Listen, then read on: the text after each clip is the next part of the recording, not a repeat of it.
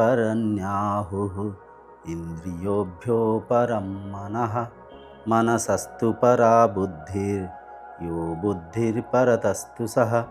ओम शांति शांति शांति। ओम गुरुभ्यो नमः। ब्रह्म तत्व के सत्संग कार्यक्रम में आपका स्वागत है। पिछले वीडियो में हम पंचभूतों से शरीर के निर्माण कैसे हुआ उसके बारे में चर्चा करके समझ पाए थे।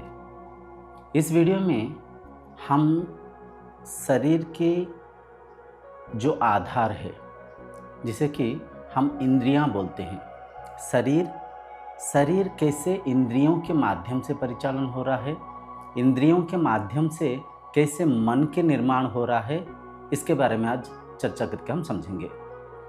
क्योंकि साधना में प्रवेश करने से पहले शरीर के, इंद्रियों के, मन के बारे में जानना निहायत आवश्यक है। क्योंकि इनके स्वभाव स्वरूप को ना जानते हुए अगर आप साधना करेंगे तो साधना जटिल होने की संभावना है। तो साधना को सहज करने के लिए आज हम इंद्रियों के बारे में चर्चा करके समझेंगे। देखिए, पंचभूतों से यह शरीर के गठन हुआ है। पंचभूत क्या है? आकाश, वायु, अग्नि, जल और स्थल। पंचभूतों से ये जो शरीर के निर्माण हुआ, शरीर में 5 ज्ञानेंद्रियां, 5 कर्मेंद्रियां है। ज्ञानेंद्रियां क्या है? आँख, नाक, कान, जीभ, त्वचा। इन 5 इंद्रियों को ज्ञानेंद्रियां कहा गया। ज्ञानेंद्रियां, इन इंद्रियों को इसलिए कहा गया, इन इंद्रियों के माध्यम से हम भौतिक ज्ञान को ग्रहण करते हैं। आँख के माध्यम से दृश्य को परख पाते हैं, दृश्य को समझ पाते हैं, देख पाते हैं। तो दृश्यानुभूति जो होता है चक्षु के माध्यम से होता है। कान के माध्यम से श्रवणानुभूति होता है। भाषा को हम समझ पाते हैं। कैसे समझ पाते हैं? इन शब्दों को कर्नेंद्रिय के द्वारा हम ग्रहण कर पाते।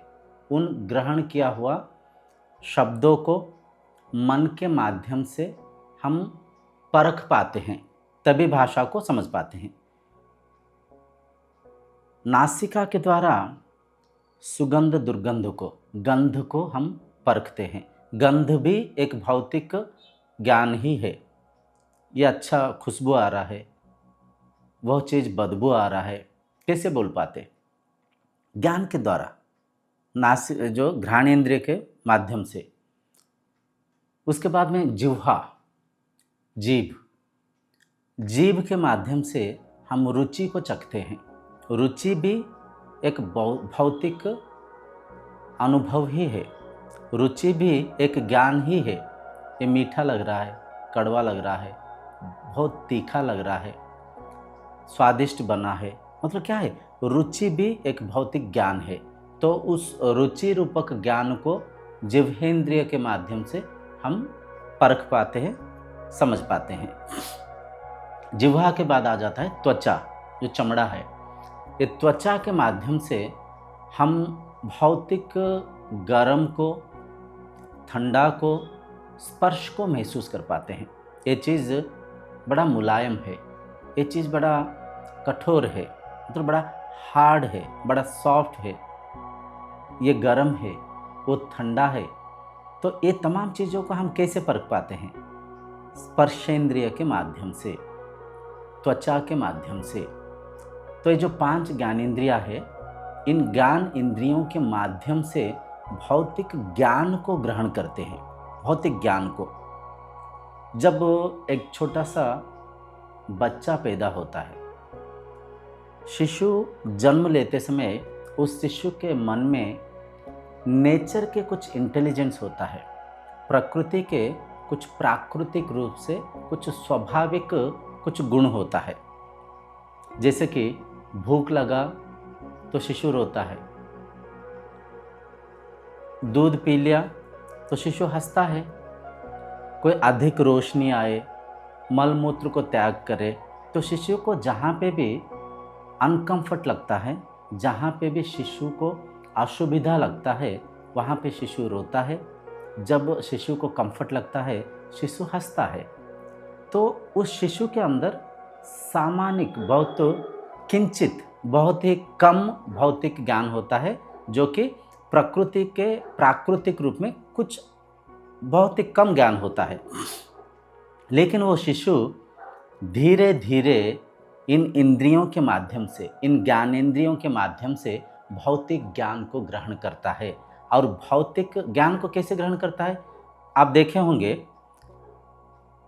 बच्चा जो भी शिशु है, छोटा सा जो शिशु होता है, इस संसार के सबसे बड़ा साइंटिस्ट एक शिशु है, एक छोटा सा बालक है, बालक या तो बालिका, जो भी है, जो शिशु है। आप अगर उस शिशु को ऑब्जर्व करेंगे, कोई भी चीज़ को शिशु पकड़ता है, सबसे पहले उसे छूता है, उसे एकदम मुंह में ले लेता है, उसे पीटता है, सूंघता है। हम सोचते हैं वो खाने की कोशिश कर रहा है। ना ना ना ना ना, वो परख रहा है।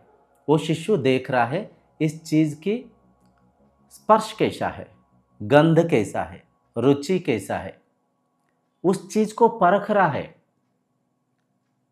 पुराने ज़माने में गांव देहात में हम लांठन को यूज़ करते थे, केरोसिन के दीप को हम यूज करते थे। उस दीप के अंदर ऊपर एक कांच लगा हुआ होता है, अग्नि को सेफ्टी के लिए, मतलब जो आग के जो लो है हिलना नहीं चाहिए, हवा से बुझ नहीं जाना चाहिए। इसलिए उस लांठन के अंदर, उस दीप के अंदर, दीप के ऊपर एक कांच के ग्लास लगा रहता है। वो दीप जब जलता है, शिशुओं को आप देखे होंगे, बच्चे बड़ा आकर्षित होकर उसे पकड़ने के लिए जाते हैं, उसे छूने के लिए जाते हैं। कई बार मना करने के बावजूद भी बच्चे उस लांठन को बोलिए या तो उस दीप को बोलिए, पकड़ने की कोशिश करते हैं। जब घर वाले उस शिशु को रोकते हैं, जब देखते हैं रोकते हैं, मान लीजिए एक बार कोई देखा नहीं, उस शिशु ने जाकर उस कांच जो कि दीपक से गर्म है उसे छू लेते हैं, तो शिशु का हाथ जल जाता है। तो शिशु वहाँ पे परखा, ये आग से गर्म है, इसे छूने से हाथ जलता है। तो उसके बाद में शिशु कभी भी उस दीपक को नहीं पकड़ेगा, उस लांठन को नहीं पकड़ेगा, डरेगा। तो देखिए, अनुभव आया, कुछ ज्ञान को ग्रहण किया, उस ज्ञान के माध्यम से उसने कुछ सीखा। ज्ञानेंद्रिय जो स्पर्शेंद्रिय त्वचा के माध्यम से जलनशील को अनुभव किया, उसके बाद में वो परख पाया वो जो कांच गर्म है। ठीक वैसे ही शिशु बचपन से जो भी चीज़ों को देखता है, सीखता है, माँ के द्वारा, गुरु के द्वारा, पिता के द्वारा, संग साथी के द्वारा जो भी सीखता है, जो भी देखता है, जो भी चखता है, जो भी सुनता है, इन तमाम ज्ञान को मन के रूप में मस्तिष्क में निर्माण करता है, मस्तिष्क में एकत्र करता है। शिशु तो इतना भोला होता है, शिशु खुद के पिता को भी नहीं पहचानता है। माँ खुद परिचय करवाती है, ये आपके ये पिता है, इन्हें पापा बोलो, पापा, पापा जी, पिताजी, इन्हें पिताजी बुलाओ, ये दादाजी, ये नाना जी, ये भैया जी। तो माँ हर एक चीज़ को परिचय करने के बाद, बारंबार परिचय करने से, बारंबार उस बच्चे को सिखाने से सीखता है और पापा, माँ, भाई, दादी पुकारता है, पहचानता है। माँ संसार के प्रथम गुरु है। माँ के माध्यम से हम संसार के हर एक भौतिक वस्तु पदार्थ को पहचानते हैं, भाषा को सीखते हैं, भाव को धारणा करते हैं। माँ पहले गुरु है। तो माँ के माध्यम से हम कई सारा चीज़ों को सीखते हैं बचपन में। तो धीरे धीरे वो शिशु एक एक चीज़ को परखता है, एक एक भौतिक अनुभव को अनुभव करता है और अनुभव के माध्यम से अनुभवों की स्मृति संग्रहित करके मन के रूप में मस्तिष्क में एकत्र करता है। ये देखिए, यहाँ पे एक गहरी बात है, आशा करता हूँ आप परख पाते होंगे। इंद्रियों के माध्यम से जो भी हम अनुभव कर रहे हैं, यह अनुभवों के स्मृति, मतलब प्रिंट बोलिए, प्रिंट होकर मस्तिष्क के अंदर संग्रहित हो जाता है।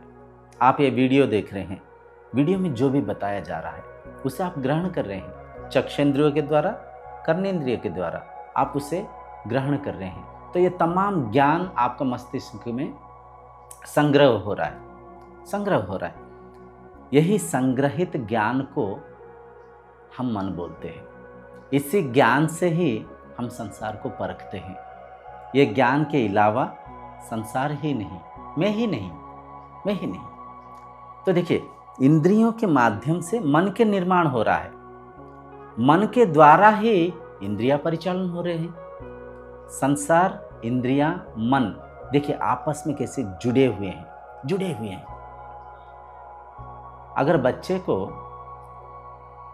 आप एक सफ़ेद प्याज को दिखाएंगे, शायद बच्चा पहचान नहीं पाएगा। बच्चा बोल देगा ये लहसुन है, क्योंकि बच्चा जो सफ़ेद उस आकृति में होने वाला चीज़ों को लहसुन सा पहचानता है।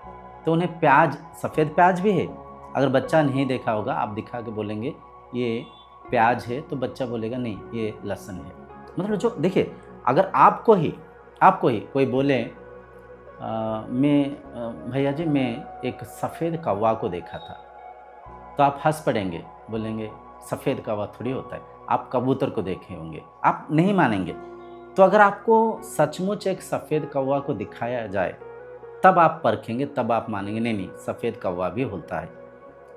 सफ़ेद कौवा वाकई है, चाइना में है, गूगल में आप देख सकते हैं। सफ़ेद मोर भी सफ़ेद मोर है। लेकिन जो व्यक्ति सफ़ेद मोर को नहीं देखा होगा वो नहीं मानेंगे, वो तिरस्कार कर देंगे, नहीं मोर भला कहाँ पे, सफ़ेद मोर कहाँ पे, मोर तो नील रंग का होता है, ऐसे वैसे, जैसे देखा है वैसे वर्णना करते हैं। तो ये तमाम चीज़ें क्या है? ये तमाम चीज़ें अपना मन है। तो देखिए, इंद्रियों के द्वारा जो भी इस भौतिक संसार से हम अनुभव कर रहे हैं, यही अनुभवों की स्मृति ही संग्रहित होके मन के निर्माण हो रहा है, मस्तिष्क में मन के निर्माण हो रहा है। और थोड़ा गहराई से हम समझेंगे, कंप्यूटर के साथ तुलना करने से आप बहुत तो सहजता से इस बात को समझ पाएंगे। जैसे कंप्यूटर के अंदर टूल बार होता है, टूल बार में भिन्न भिन्न काम होता है, कहीं पे लिखने के लिए, कहीं पे वर्ड आर्ट के लिए, कहीं पे bolt, italic, underline, tool bar में कई सारा टूल्स होता है। कंप्यूटर में जैसे टूल बार होता है, ये शरीर के ये इंद्रियां जो है टूल्स है, परिकर है। इन परिकरों के माध्यम से यह शरीर परिचालन हो रहा है, यह शरीर भौतिक ज्ञान को ग्रहण कर पा रहे हैं। और कंप्यूटर में जो मदरबोर्ड होता है वो मस्तिष्क है। मस्तिष्क जो भी डाटा उसके अंदर संग्रहित होकर जैसे मदरबोर्ड में रहता है, मेमोरी कार्ड में रहता है, ठीक वैसे ही यहाँ पे भौतिक स्मृतियाँ मस्तिष्क के अंदर मन के रूप में संग्रहित होकर रहता है। जैसे कंप्यूटर को यूज करने वाला यूजर कंप्यूटर के टूल बार से, कंप्यूटर के सॉफ्टवेयर से, कंप्यूटर के हार्डवेयर से, कंप्यूटर के मदरबोर्ड से अलग है, भिन्न है, परे है। यूज़र संपूर्ण, जो भी यूज़र मतलब जो भी उस कंप्यूटर को उपयोग कर रहे हैं, कर्ता, तो वो जो करता है कंप्यूटर से भिन्न है, अलग है। ठीक वैसे ही इन इंद्रियों को मन के माध्यम से देखने वाला दृष्टा, जिसे कि हम ब्रह्म कहते हैं, जिसे कि हम आत्मा कहते हैं, जो कि आप स्वयं है। आप इंद्रियां मन से परे हैं, इंद्रियां मन के ऊर्ध्व में है। आशा करता हूँ इंद्रियों के बारे में आपके मन में अधिक नहीं तो किंचित धारणा तो आया ही होगा। इंद्रिया माध्यम है, इंद्रिया मतलब ज्ञानेंद्रिया में हम चर्चा कर रहे हैं। 5 ज्ञानेंद्रिया माध्यम से हम भौतिक ज्ञान को ग्रहण करते हैं। आँख के द्वारा दृश्य को, इसके बारे में हम चर्चा कर चुके हैं। श्रवणानुभूति, घ्राणानुभूति, रुचि, स्पर्श, ये जो भी हम इस संसार में अनुभव कर रहे हैं, ये तमाम चीज़ें संग्रहित होके मन के रूप में मस्तिष्क में संग्रहित हो रहा है, मन के निर्माण हो रहा है। और मन भी, देखिए, मन इंद्रियों के माध्यम से निर्माण हो रहा है, इंद्रियों के द्वारा ही परिचालन हो रहा है, और मन के माध्यम से इंद्रियां भौतिक वस्तु को परखते हैं। जैसे कि थोड़ी देर पहले हम चर्चा किए थे, सफ़ेद कौवा के बारे में कोई यकीन क्यों नहीं करता है? क्योंकि वह व्यक्ति के अनुभव में सफ़ेद कौवा नहीं है, उस व्यक्ति के मन में सफ़ेद कौवा नहीं है। जेहेतु अनुभव नहीं किया, वह व्यक्ति तिरस्कार कर रहा है। वह व्यक्ति अगर अनुभव किया होता, वह स्मृति अगर उस व्यक्ति के मन में होता, उस स्मृति के आधार से वो परख पाता। नहीं, सफ़ेद कौवा भी होता है, सफ़ेद मोर भी होता है। तो यहाँ पे 5 ज्ञानेंद्रियों के बाद 5 कर्मेंद्रिय आते हैं।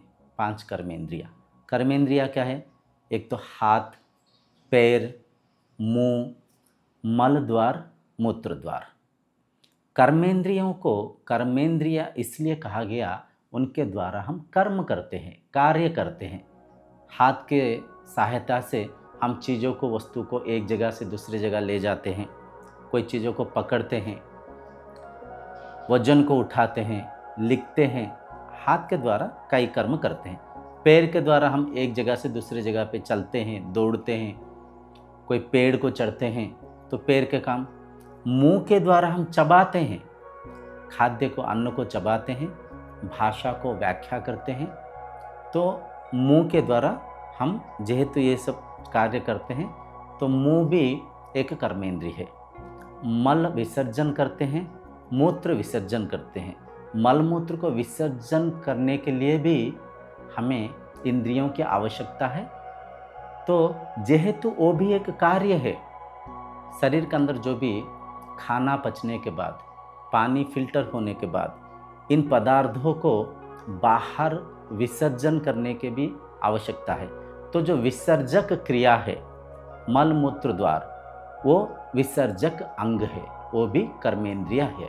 कर्मेंद्रिय तो 5 ज्ञानेंद्रियां, 5 कर्मेंद्रियों की सहायता से यह शरीर, ये संसार में परिचालन हो रहा है। अगर इंद्रियां काम ना करें, इंद्रियां थम जाए, शरीर एक मांस के टुकड़ा पलट जाएगा। मांस के टुकड़ा, ना शरीर चल पाएगा, देख पाएगा, सुन पाएगा, सूंघ पाएगा, बस कोमा, स्टेट ऑफ कोमा, मतलब शरीर का कोई अस्तित्व ही नहीं है। तो शरीर के आधार, शरीर के स्वामी इंद्रियां है। इंद्रियों की जो स्वामी है, इंद्रियों के जो आधार है, मन है। मन कैसे? मन के बिना इंद्रियों को भला आप कैसे परखेंगे? आपको मैं एक उपनिषद के किताब को दिखा रहा हूँ। ये क्या है, आप कैसे परख रहे हैं? मन के माध्यम से परख रहे हैं। ऐसे वस्तु को आप कहीं ना कहीं देखे हैं, तो उस वस्तु को जो अनुभव किए थे, उसी स्मृति के साथ इसे पहचानते हैं। ये सबसे पहले तो आप पहचानेंगे, ये एक किताब है। किताब देखे हैं, किताब को पहचान लेंगे। अगर आप हिंदी भाषा जानते होंगे तो यहाँ पे जो लिखा हुआ है ऐतरेय उपनिषद, हिंदी पढ़ पाएंगे। हिंदी पढ़ने के बावजूद भी अगर आप उपनिषद के बारे में कोई ज्ञान होगा, उपनिषद को पढ़े होंगे, तो आप इस बात को भी परख पाएंगे, ये उपनिषद के ब्रह्म विद्या के एक पुस्तक है, ये तत्व चर्चा के, तत्व ज्ञान के एक पुस्तक है। वरना आप सोचेंगे पता नहीं कोई भगवान की किताब है, कोई पूजा की पुस्तक है, कोई शास्त्र है। लेकिन उस शास्त्र क्या है, उसे कैसे परख रहे हैं? ज्ञान के माध्यम से। कहीं ना कहीं आप उपनिषद के बारे में पढ़े होंगे। उपनिषद ब्रह्म विद्या है। उपनिषद आत्मज्ञान को प्रदान करने वाला शास्त्र है। ये ज्ञान जब होगा तभी आप इन चीज़ों को परख पाएंगे। इस पुस्तक को संपूर्णता से आप तभी परख पाएंगे जब आपके मन में इसके प्रति स्मृति होगा। तो आशा करता हूँ आप समझ पाते हैं। स्मृति के बिना आप कोई भी चीज़ को परख नहीं पाएंगे। ये एक बोतल है, ये एक तांबे के बोतल है, तांबा, मेटल, इसे आप कैसे पहचानते हैं? कहीं ना कहीं आप इसके साथ, इसके संपर्क में आए थे। पीतल है, तांबा है, स्टील है, कांच है, उस पदार्थ को कहीं ना कहीं आप अनुभव किए थे, उसी स्मृति से यहाँ पे परख रहे हैं। मन में अगर तांबे के बारे में कोई ज्ञान ही ना होता, आप बस इतना बोलते ये कोई बोतल है, बस बोतल है। अगर बोतल के बारे में भी कोई मन में स्मृति नहीं होता, आप इसे एक पदार्थ है, एक कोई चीज़ है, एक कोई वस्तु है, ऐसे परखते। तो देखिए, मन के बिना भी इंद्रियों की कोई परिचालन या तो इंद्रियों की कोई ज्ञान, या तो यूं बोलिए मन के बिना इंद्रियों की अनुभवों के कोई ज्ञान ही नहीं है। मान लीजिए आप एक शिशु है, जंगल में पैदा हुआ, जंगल में ही पला बढ़ा। उस जंगली शिशु को, उस जंगली मनुष्य को हम यहाँ पे लेके आके, शहर में लेके आके, उसे अगर हम चीनी को चखाएंगे, बोलेंगे ये कैसे लग रहा है। उस शरीर को अगर हम इमली को चखाएंगे, नमक को चखाएंगे, बोलेंगे ये कैसे लग रहा है। क्या वह शरीर बता पाएगा ये मीठा लग रहा है, ये खट्टा लग रहा है, ये नमकीन लग रहा है? क्या वो शरीर बोल पाएगा? नहीं बोल पाएगा। क्यों नहीं बोल पाएगा? उस शरीर के अंदर भाषा के ज्ञान नहीं है, रुचि के ज्ञान नहीं है। रुचि के ज्ञान नहीं है, भाषा के भी ज्ञान नहीं है, अनुभव नहीं है। ये रुचि को मीठा बोलते हैं, इस रुचि को खट्टा, इस रुचि को तीखा बोलते हैं। ऐसे रुचि के ज्ञान जेहेतु नहीं, वह शरीर इस बात को परख नहीं पाता, इस बात को समझ नहीं पाता, व्याख्या कर नहीं पाता। तो ये तमाम चीज़ें संभव कैसे हो रहा है? स्मृति से हो रहा है, मन से हो रहा है। मस्तिष्क के अंदर जो मन है, ये मन के माध्यम से ही हम हर चीज़ को परख पाते हैं, समझ पाते हैं और दूसरों को व्याख्या कर पाते हैं। मन के बिना भाषा नहीं, मन के बिना भाव नहीं, मन के बिना स्मृति नहीं, मन के बिना कोई पढ़ाई नहीं, कुछ भी नहीं। अब हम कुछ गहरी चर्चा करने जा रहे हैं, इसे ध्यान से समझिएगा। जब भी इंद्रियों के संपर्क में कोई भौतिक वस्तु दृश्यमान होता है, इंद्रियां उस वस्तु के साथ एक हो जाते हैं। मन उस वस्तु के चिंता चिंतन करना प्रारंभ करता है। यूँ समझिए, आप रास्ते में जा रहे थे, एक पेड़ को देखें।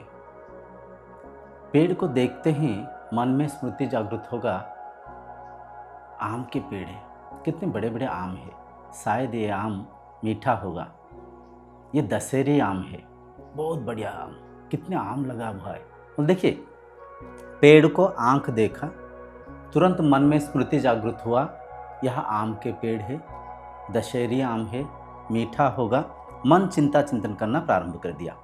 रास्ते में जा रहे कोई सुगंध आया, सुगंध, उस सुगंध से मन में वृत्ति जागृत हुआ, कहीं रसगुल्ले बन रहा है, कहीं मिठाई पक रहा है, बहुत बढ़िया स्मेल आ रहा है, ये पक्का रसगुल्ला है, बढ़िया स्मेल आ रहा है। मतलब क्या है?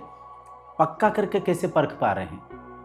नासिका के द्वारा आप उस अनुभव को कहीं ना कहीं ले रखे हैं, वैसे ही अनुभव को यहाँ पे ले पा रहे हैं और रसगुल्ले के रूप में परख रहे हैं। जैसे सुगंध आया, मन में वृत्ति जागृत हुआ, रसगुल्ला। गाड़ी का हॉर्न सुनाई दिया, आप समझ गए पीछे कोई कार आ रहा है, पीछे कोई बस आ रहा है, पीछे कोई बाइक आ रहा है।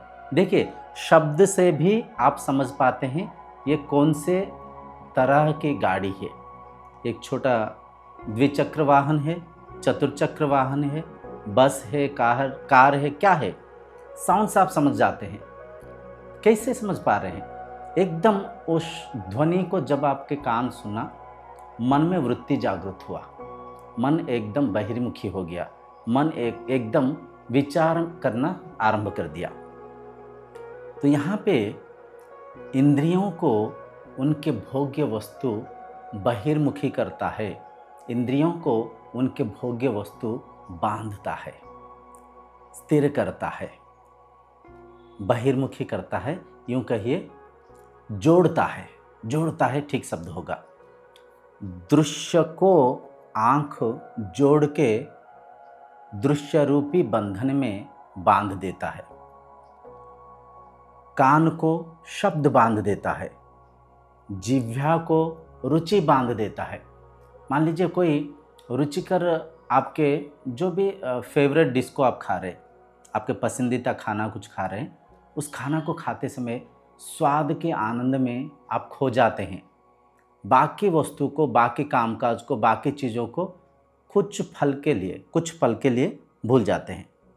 तो वो कुछ पल के लिए जो भूल गए, रुचि बांध रहा है जिह्वेंद्रिय के माध्यम से, रुचि मन को ठहरा रहा है, मन को बाकी वृत्ति से काट रहा है, इसके साथ बांध रहा है, स्थिर कर रहा है। कोई एसी रूम में बैठे हैं, आहा बड़ा आनंद आ रहा है, शरीर उस स्पर्श के साथ एकाग्र होकर जुड़ा हुआ है, शरीर को वह स्पर्श बांध रहा है। एकदम उस एसी से बाहर आ गए, गर्मी है, वहाँ पे भी शरीर को स्पर्श बांध रहा है। कितना गर्मी है, बाप रे बाप, कितना गर्मी है, कितना पसीना आ रहा है, कैसे जिएंगे, ग्लोबल वार्मिंग बढ़ते जा रहा है, हे भगवान कितना गर्मी है, कितना गर्मी है। देखिए यहाँ पे सर्दी बांध रहा था, वहाँ पे गर्मी बांध रहा है। इंद्रियों को उनके भोग्य वस्तु, स्पर्शेंद्रियों को उनका जो स्पर्शेंद्रियों की वस्तु है, गर्म ठंडा बांध रहा है, जोड़ रहा है, बांध रहा है। तो यहाँ पे जेहेतु इंद्रियों को उनके भोग्य वस्तु बांधते हैं, इस ज्ञान को अगर आप परख पाएंगे, समझ पाएंगे, तो इंद्रियों को नियंत्रण में कर पाएंगे, नियंत्रित रख पाएंगे।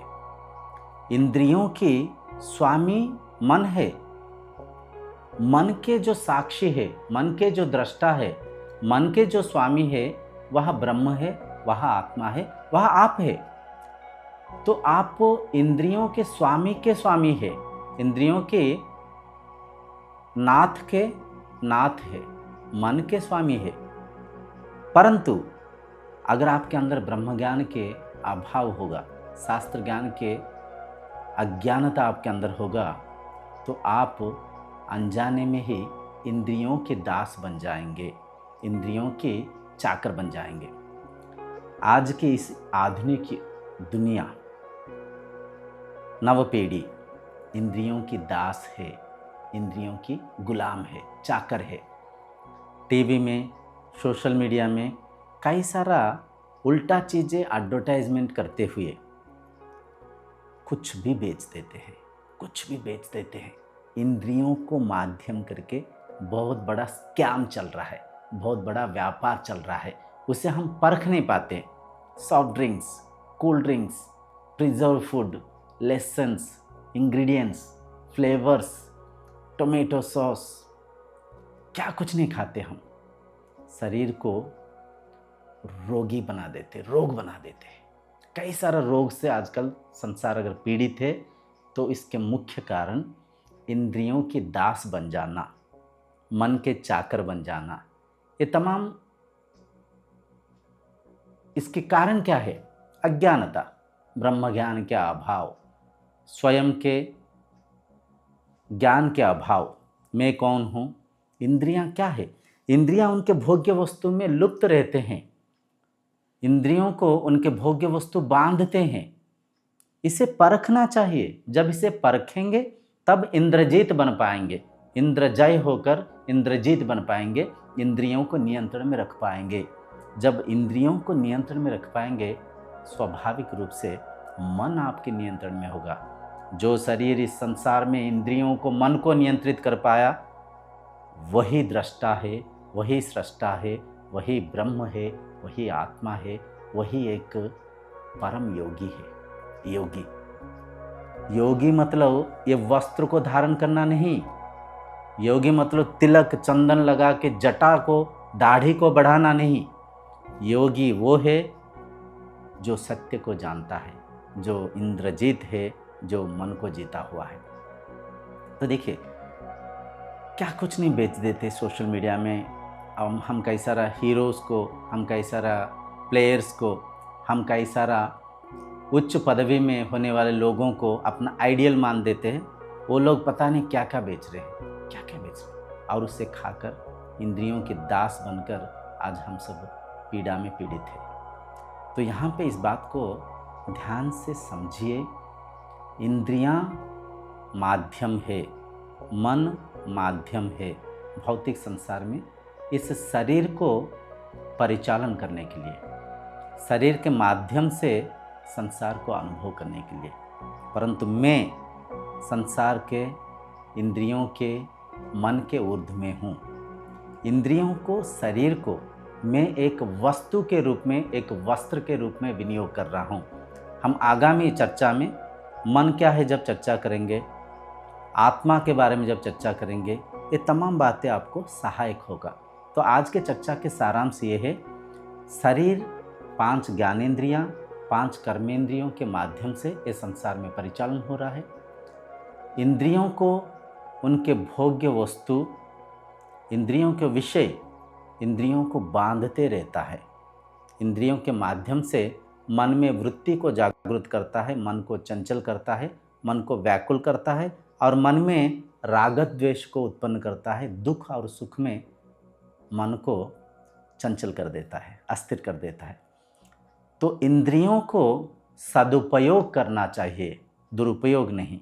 मन को सदुपयोग करना चाहिए, दुरुपयोग नहीं। इसीलिए बोला जाता है हर दिन सत्संग करना चाहिए, हर दिन शास्त्र पढ़ना चाहिए। क्योंकि थोड़ी देर पहले हम समझे थे, जो देखते हैं, सुनते हैं, चखते हैं, इंद्रियों के माध्यम से जो भी भौतिक ज्ञान को ग्रहण करते हैं, वह ज्ञान ही अपना संस्कार है, वह ज्ञान ही अपना मन है। उसी मन को, उसी संस्कार को आधार करके इस संसार में एक चोर, डाकू भी जीता है। उसी संस्कार से ही एक साधु, महात्मा भी शांति की प्राप्त कर पाते हैं। तो यहाँ पे साधु शरीर नहीं है, डाकू शरीर नहीं है, साधु डाकू संस्कार है, मन के विचारों की संस्कार है। जैसे संग साथी में हम संगति करते हैं, जैसे हर दिन हम चर्चा करते हैं, जैसे पढ़ाई, टीवी, मोबाइल के द्वारा ज्ञान को ग्रहण करते हैं, वह तमाम ज्ञान ही संस्कार बनता है। वह संस्कार ही हमें इस संसार में सज्जन या दुर्जन बनने में सहायता करता है, आधार बनता है। तो अच्छा बुरा, जो भी भला व्यक्ति, बुरा व्यक्ति, कोई माँ के कोख से पैदा होते हुए कोई भला बुरा नहीं होते, सब समान भाव से पैदा होते हैं। लेकिन संस्कार उन्हें भला में, बुरा में बांटता है। आज के सत्संग को यहीं पे विराम देंगे। आगे सत्संग में हम मन के बारे में चर्चा करेंगे, मन को समझेंगे, धीरे धीरे साधना में प्रवेश करेंगे, सत्य को पहचानेंगे। मैं शरीर नहीं, इंद्रियां नहीं, मन नहीं, आत्मा हूँ। जो पहले इस वीडियो के आरंभ में एक श्लोक को हम सुने थे, उस श्लोक के अर्थ यही है,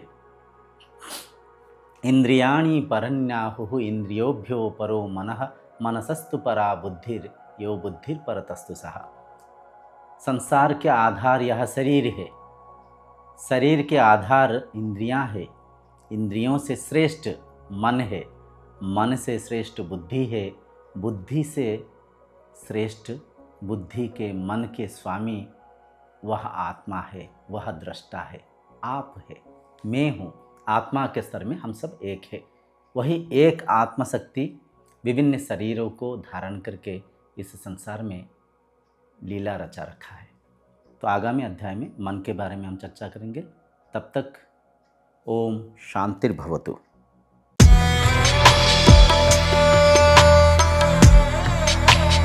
Audio Jungle.